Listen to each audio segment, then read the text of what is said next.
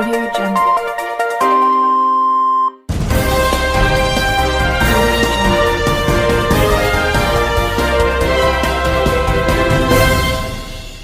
నమస్కారం. RK communication city news కి స్వాగతం.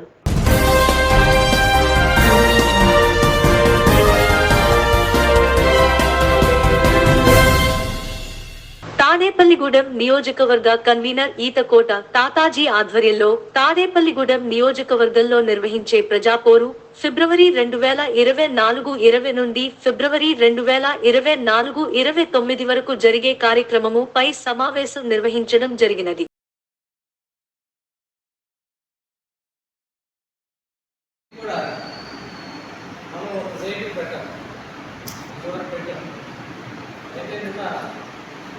రేకులు, ఒక జనరేటర్, బైకు, అంటే 1,30,000 నుండి 1,50,000 వరకు ఖర్చు చెప్పేసి క్యాపిటల్ చేశారు.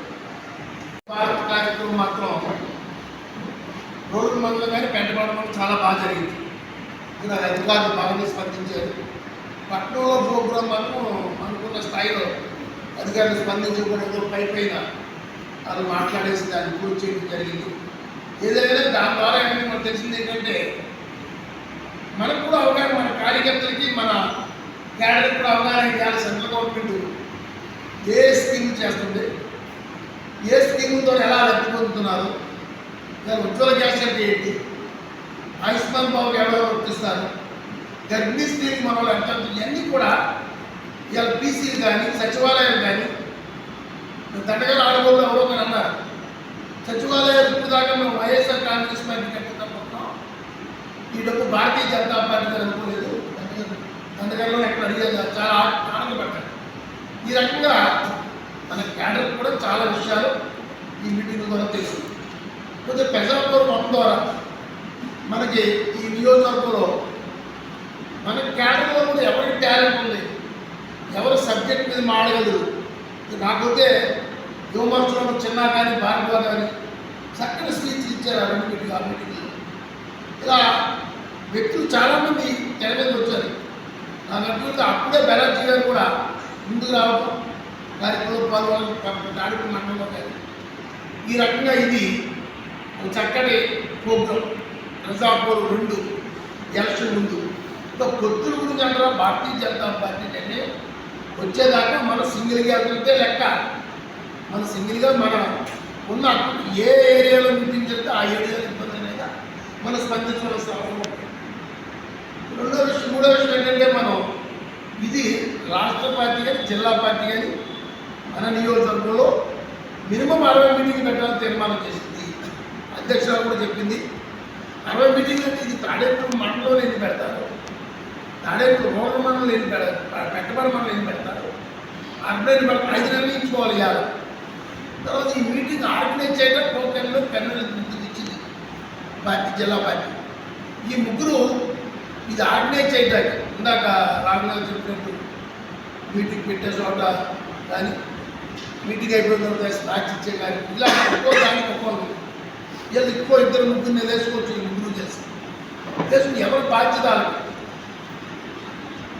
ఎక్కడికి వెళ్దామో అక్కడ రూట్ మ్యాప్ క్లియర్ కట్గా ఏ మండలం ఆ మండలం కార్యవర్గం తయారు చేసుకోవాల్సిన అవసరం ఉంది. ఆ కార్యవర్గం తయారు చేసుకుంటాకి ఈ కన్వీనర్స్ పనిచేసి ఆ రూట్ నెంబర్ ఫాలో చేయడం కొంతమంది రెడ్డి ఇలా రోజుకి నా ఐడియా ప్రకారం 6 నుంచి 7 మీటింగ్లు వచ్చేదే కానీ మన టార్గెట్ ఫుల్ఫిల్ అవ్వదు. అది ఎవరు మాట్లాడే వ్యక్తులు కూడా జిల్లా పార్టీ మన పేరు పంపుద్ది, ఎవరెవరితో మాడుతుంది. తర్వాత అక్కడ ఈ జిల్లా కన్వీనర్ కానీ నియోజకవర్గ కన్వీనర్ కానీ మన ఈ సమస్య కన్వీనర్ కానీ ఎవరో ఒకరు అక్కడ ఉండే మాట్లాడే ఉత్సాహాన్ని బట్టి వాళ్ళు కూడా ఉండే అవకాశం ఉంది. ఇవన్నీ కూడా దీనికి సంబంధించిన ఆర్గ్యుమెంట్స్ ముందు అరేంజ్మెంట్ చేసుకుంటాయి. ఇందాక రాఘవ చెప్పి జీప్ కావాలి, ఆ జీప్ రైతు కార్మిక ప్రజా ఉద్యమాలను అణచివేయాలని చూసే ప్రభుత్వాల పతనం తప్పదని ఏఐటియుసి రాష్ట్ర ఉపాధ్యక్షుడు డి సోమసుందర్ హెచ్చరించారు. దేశవ్యాప్త సార్వత్రిక సమ్మె సందర్భంగా పశ్చిమ గోదావరి జిల్లా తాడేపల్లిగూడెంలో ఏఐటియుసి ఏరియా కమిటీ ఆధ్వర్యంలో శుక్రవారం జరిగిన భారీ మోటార్ సైకిల్ ర్యాలీని ఉద్దేశించి ఆయన మాట్లాడారు.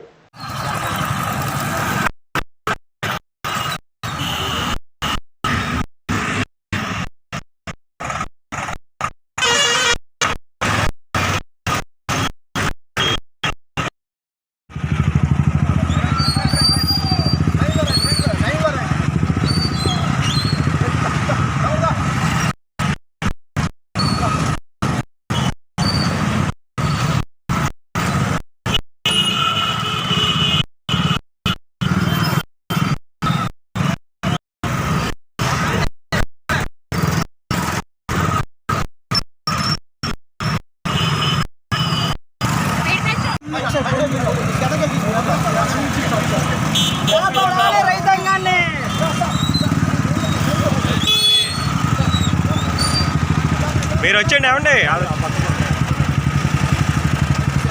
మీరు వచ్చండి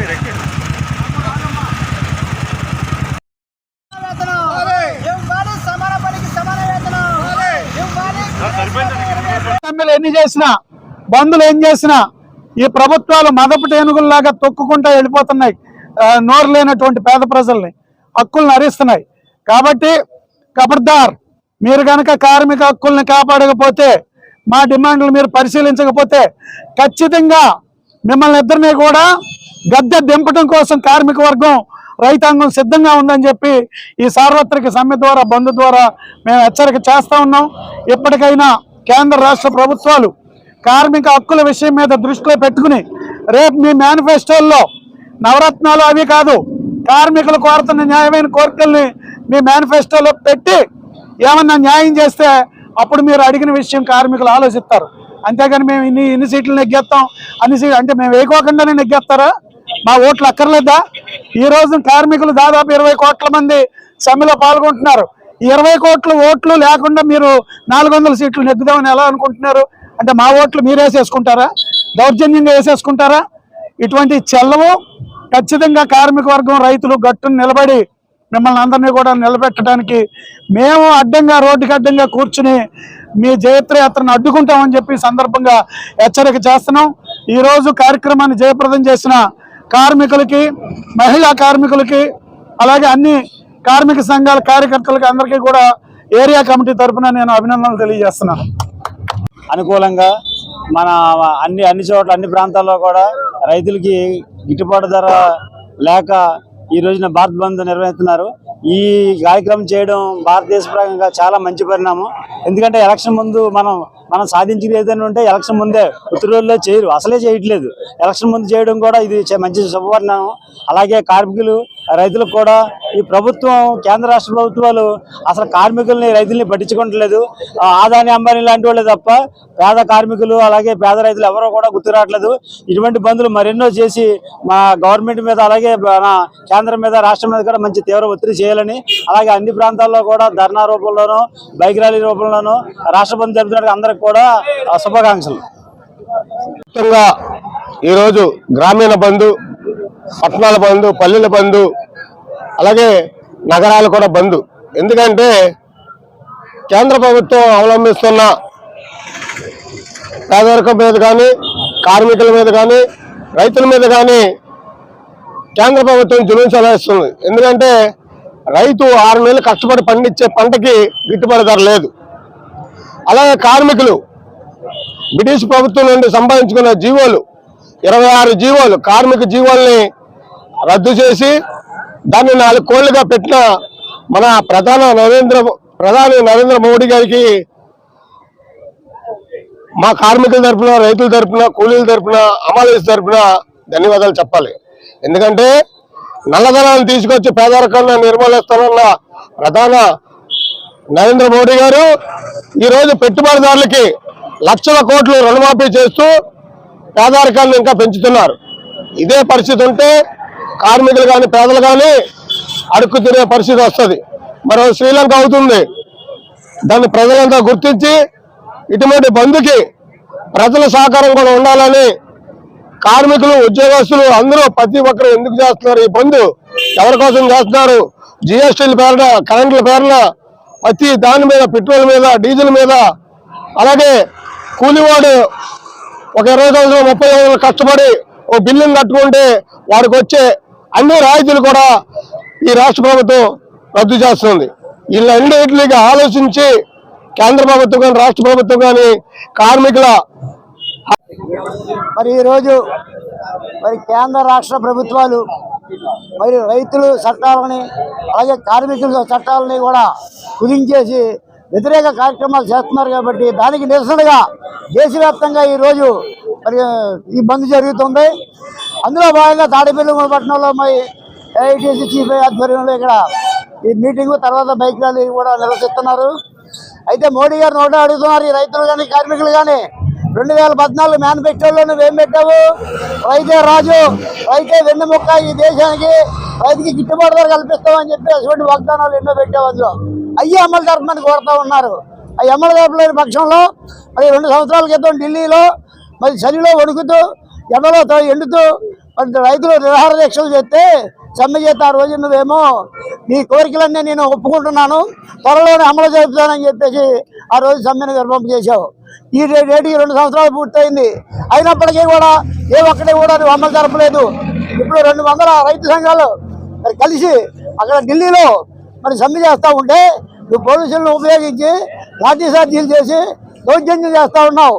నువ్వు అడిగిందే అడుగు, నువ్వు చెప్పిందే అడుగుతున్నారు తప్ప నువ్వు చెప్పలేదని కోరలేదు. వీళ్ళు కానీ ఎప్పటికైనా కేంద్ర రాష్ట్ర ప్రభుత్వాలు కళ్ళు తెరిచి రైతులకు గిట్టుబాటు ధర కల్పించి అలాగే కార్మికుల చట్టాలను పడాల అవధూత స్వామివారి ఆశ్రమంలో వృద్ధులకు ఆశ్రయంతో పాటు పీఠంలో పూజా కార్యక్రమాలకు విఘాతం కలిగిస్తే చట్టరీత్యా చర్యలు తప్పవని పీఠాధిపతి స్వామి శ్రీ బోధానంద పేర్కొన్నారు. తాడేపల్లిగూడెంలోని పడాల అవధూత ఆశ్రమంలో బీజేపీ నియోజకవర్గ కన్వీనర్ ఈతకోట తాతాజీ ఆధ్వర్యంలో గురువారం ప్రెస్ మీట్ నిర్వహించారు.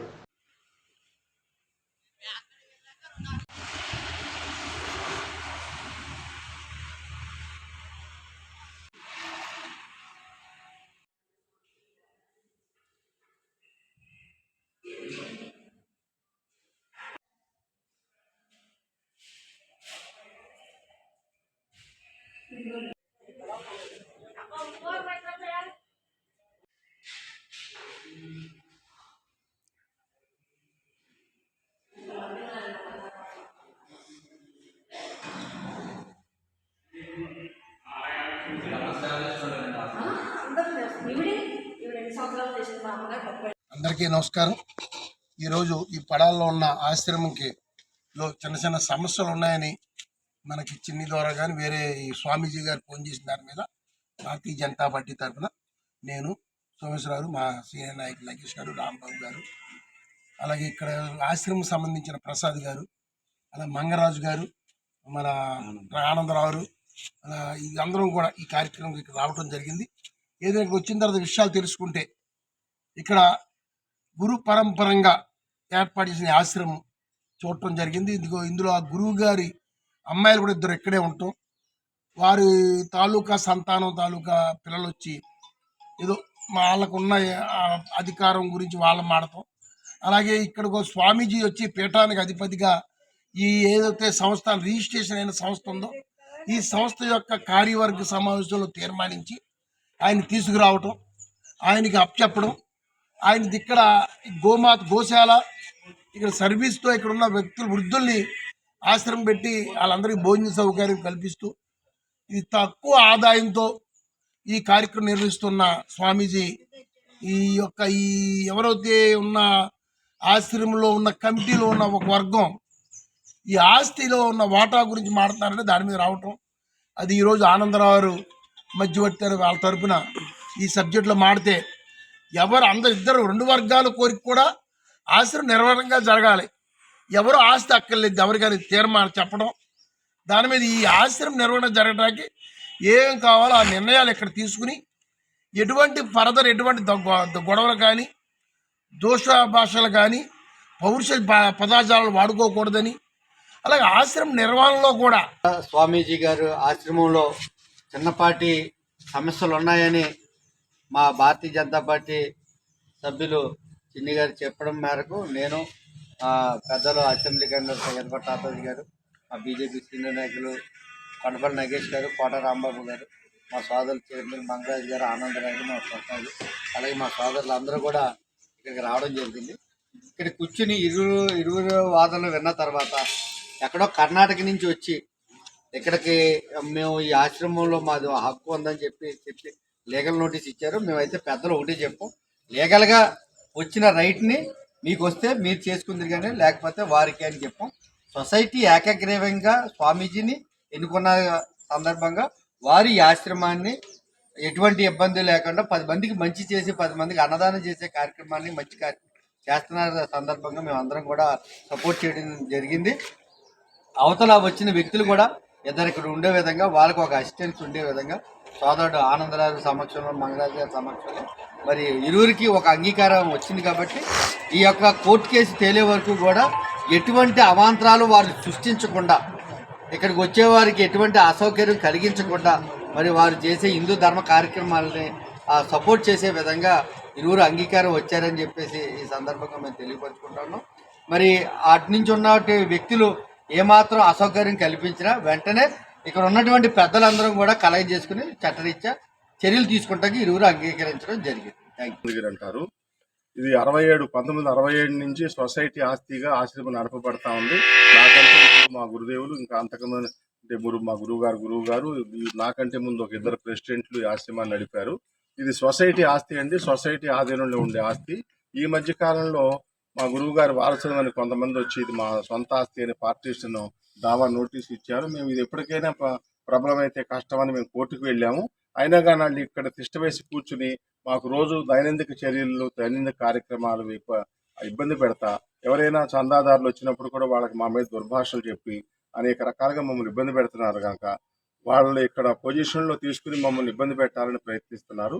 ఆ విధంగా మేము మా భారతీయ జనతా పార్టీ హిందూ మత పార్టీ కాబట్టి ఆశ్రయించాము.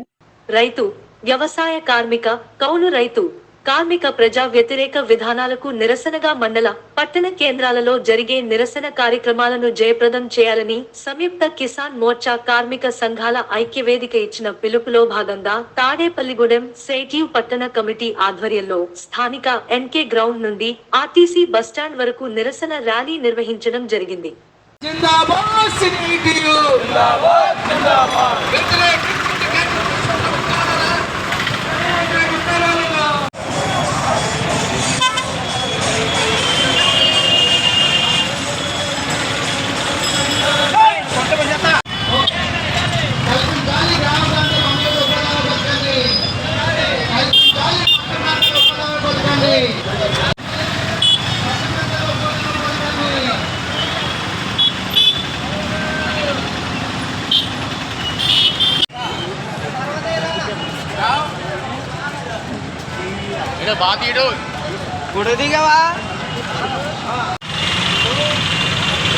టౌన్ ప్రెసిడెంట్ వెంకటేశ్వర గారిని మాట్లాడుతున్నారు. నమస్కారం అందరికీ. ఈరోజు ఈ ర్యాలీ కానీ ధర్నా కానీ కార్యక్రమానికి ముఖ్య ఉద్దేశం ఏంటంటే ఆటో కార్మికులు అంటే డ్రైవర్లు అంటే ఆటో డ్రైవర్లే కాదు, ట్యాక్సీ అవుతుంది, ఆఖరికి మోటార్ సైకిల్ మీద డ్రైవర్ అవుతాడు. మనం బండి హ్యాండ్లు పట్టుకుని తోలని చెప్పు డ్రైవర్ లెక్కే. కాబట్టి ఈ యొక్క చట్టాలు అయితే మటుకి ఈ చట్టాలు అమలు జరిగితే ప్రతి ఒక్క రోడ్డు మీద నడిచే ప్రతి డ్రైవర్కి ఆటో అవ్వచ్చు, ట్రాలీ ఆటో అవ్వచ్చు, లేకపోతే ట్రక్ ఆటో అవ్వచ్చు, లారీ అవ్వచ్చు, టెండర్లు అవ్వచ్చు, ఇంకోటి అవ్వచ్చు, ప్రతి ఒక్క డ్రైవర్కి కూడా నష్టం జరుగుద్ది. ఎందుకంటే ఇదివరకు ఏదో యాక్సిడెంట్ అయితే ఆ పోలీసు వాళ్ళని డిపార్ట్మెంట్కి వెళ్ళి ఏదో రోజుండో 2 రోజులుండో బెయిల్ తీసుకోవడం, స్టేషన్ బెయిల్ తీసుకోవడం. కిసాన్ మోర్చా రైతు సంఘాలు 550 రైతు సంఘాలు, జాతీయ సంఘాలు 11 జాతీయ సంఘాలు సమిష్టంగా పిలుపునివ్వడం జరిగింది. దీని ఉద్దేశం ప్రధానంగా ఈ దేశంలో ఉన్న కేంద్ర ప్రభుత్వం కానీ మన రాష్ట్రంలో ఉన్న అధికారంలో ఉన్న జగన్మోహన్ రెడ్డి గారి ప్రభుత్వం కానీ కార్మిక వర్గాల మీద, రైతాంగం మీద, వ్యవసాయ కార్మికుల మీద తీవ్రమైన ఇబ్బందులు పడే పరిస్థితి ఉన్నది. ప్రధానంగా ఈ రోజున ఆటో రంగానికి సంబంధించిన అంశాన్ని మనం పరిశీలిస్తే దేశవ్యాప్తంగా కార్మిక సంఘాలు, రైతు సంఘాలు, వ్యవసాయ కార్మిక సంఘాలు, అలాగే రవాణా రంగం దేశవ్యాప్తంగా పెద్ద ఎత్తున నిరసన కార్యక్రమం జరుగుతుంది. ఈ రోజున అనేక రాష్ట్రాల్లో మన రవాణా రంగాన్ని మొత్తం బంద్ చేసి ఈరోజు ఉదయం నుంచి సాయంత్రం వరకు బంద్ చేసి అనేక ప్రాంతాలు ఆటోలు కానీ, వ్యాన్లు కానీ, అన్ని రంగాల డ్రైవర్లంతా కూడా బంద్ చేస్తూ ఉన్నారు. అలాగే కార్మిక రంగం సంబంధించి అలాగే గ్రామీణ ప్రాంతానికి సంబంధించి రైతాంగం కూడా ఎక్కడైనా బంద్ చేస్తున్నారు. మన ప్రాంతాల్లో ఈరోజు నిరసన కార్యక్రమాలు చేస్తున్నాం. ఉద్దేశం ప్రధాన సమస్యలైన విషయాలు చూస్తే కనుక ఈ దేశాల్లో పరిపాలన చేస్తున్న నరేంద్ర మోడీ ప్రభుత్వం సంబంధించి కార్మిక రంగానికి సంబంధించి నిర్వీర్యం చేసే విధంగా కార్మిక చట్టాలు మారుస్తోంది. కార్మికులకు ఉన్నటువంటి దాదాపు 44 కార్మిక చట్టాలని 4 కోళ్లుగా కుదించేసి కార్మికులు పోరాడడానికి అవకాశం లేకుండా చేసే విధంగా చేస్తోంది. ప్రభుత్వ రంగాన్ని అంతా నిర్వీర్యం చేస్తోంది. ఉపాధి పొందుతున్న రంగాలన్నీ కూడా నిర్వీర్యం చేసే పరిస్థితి వస్తోంది. అలాగే రవాణా రంగానికి సంబంధించి కేంద్ర ప్రభుత్వం సంబంధించి కొత్తగా చట్టం తీసుకొచ్చింది. ఈ చట్టం ప్రకారం ఉన్న చట్టాన్ని గతంలో 304A శ్రీ వాసవి కన్యక పరమేశ్వరి పంచాయతన క్షేత్రంలో మాఘమాసం రథ సప్తమి పురస్కరించుకుని సూర్యనారాయణ స్వామి వారికి ఉదయం విఘ్నేశ్వర పూజ అనంతరం స్వామివారి మూల విరాట్ కు పంచామృతాలు, సుగంధ ద్రవ్యాలు, ఫలారసలతో విశేషముగా అభిషేకములు ఆలయ ప్రధాన పురోహితులు సత్యనారాయణ శర్మ, తరుణ్ శర్మ అర్చకత్వంలో నిర్వహించారు.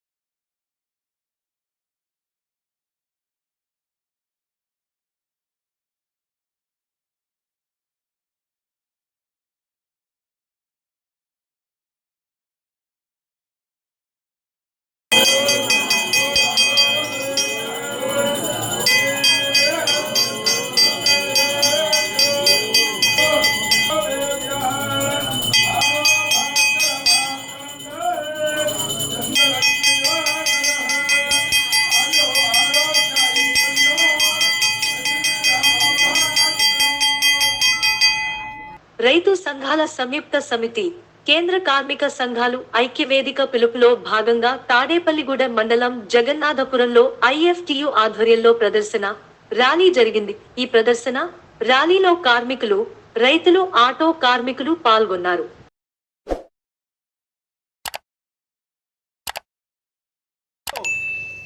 నిరురామంగా ఆందోళన కార్యక్రమం చేశారు.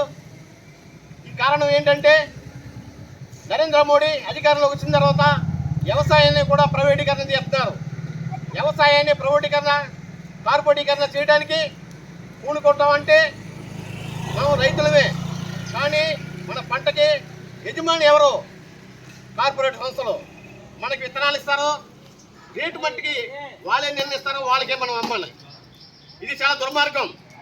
గిట్టుబాటు ధర ఎవరు? ఇది చాలా ప్రమాదకరమైన విషయం. రైతాంగాన్ని బానిసలుగా చేయడానికే ఈ నరేంద్ర మోడీ ప్రభుత్వం కంకణం కట్టుకుందనే విషయాన్ని రైతాంగం గ్రహించి పెద్ద ఎత్తున ఆందోళన కార్యక్రమం చేస్తున్నారు. అంతేకాదు ఎన్నో స్వతంత్ర ఉద్యమానికి ముందే కార్మిక వర్గం రక్త తర్పణ చేసి కార్మిక హక్కులు సాధించుకున్నారు. ఆ కార్మిక హక్కులను కూడా కార్పొరేట్ సంస్థలకు అనుకూలంగా నరేంద్ర మోడీ సవరణ చేశారు. 44 లేబర్ కోడ్ని లేబర్ చట్టాలని 4 కోడ్లుగా తీసి కార్మికులను చాలా ఇబ్బందికర పరిస్థితులకి పూనుకోవడం జరిగింది. ఇది ప్రమాదకరమైన విషయం. కార్మిక హక్కుల్ని కాలరాస్తుంది, రైతాంగ హక్కులను కాలరాస్తుంది, ప్రజా వ్యతిరేక విధానాలను అవలంబిస్తుంది. నరేంద్ర మోడీ 2014లో ఎన్నికల ముందు ఈ దేశ ప్రజలందరినీ కూడా లక్షాధికారులు చేస్తానని మాట ఇచ్చాడు. విదేశాల్లో ఉన్న నల్లధనాన్ని తీసుకొచ్చేస్తాం, ప్రతి బ్యాంక్ అకౌంట్కి ప్రతి పౌరుడికి ప్రతి కుటుంబానికి కూడా 15 లక్షల రూపాయలు బ్యాంక్ అకౌంట్లో వేస్తానని చెప్పేసి మాట ఇచ్చినట్టు జరుగుతుంది. కానీ ఎక్కడన్నా జరిగిందా? 10 సంవత్సరాలు అయింది నరేంద్ర మోడీ మాట ఇచ్చి. 10 సంవత్సరాల్లో ఎక్కడ కూడా నల్లధనాన్ని తీసుకురాలేదు, పేదలకు పంచలేదు.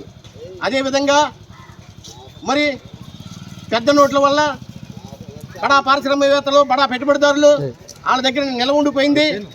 ఆ డబ్బుని మార్గంలోకి తీసుకురావాలి అని చెప్పేసి పెద్ద నోట్ల రద్దుని నవంబర్ 6, 2016 ఇది చిత్తు కాగితాలతో సమానమని 500,000 రూపాయల నోట్లు చూపించడం జరిగింది. కానీ పెద్ద నోట్లు రద్దు చేశాడు. మరలా అంతకంటే పెద్ద నోట్లు 2,000 నోట్లు తయారు చేశాడు. ఈ నోట్లు తయారు చేయడానికి 21,000 కోట్ల రూపాయలు ఖర్చు అయింది. మిగిలింది బ్యాంకులోకి జమకాలేని 10,000 కోట్లు అయ్యాయి మిగిలినవి. అంటే ఈ వార్తలు ఇంతటితో సమాప్తం. నమస్కారం.